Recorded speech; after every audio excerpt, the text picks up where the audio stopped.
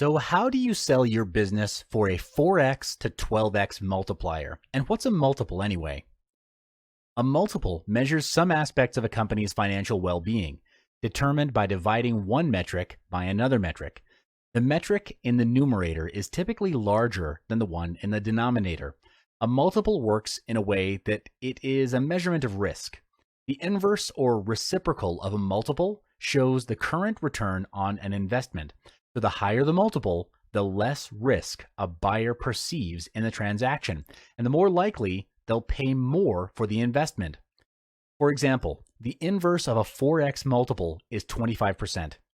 For a buyer to require a 25% return on an investment, the business may not be growing or is in a tougher, more capital-intensive industry. Either way, a general interpretation is that this investment is pretty risky. In comparison, the inverse of a 12x multiplier is, get this, 0.08%, meaning that the buyer would be willing to pay 7 times only if the investment is much less risky.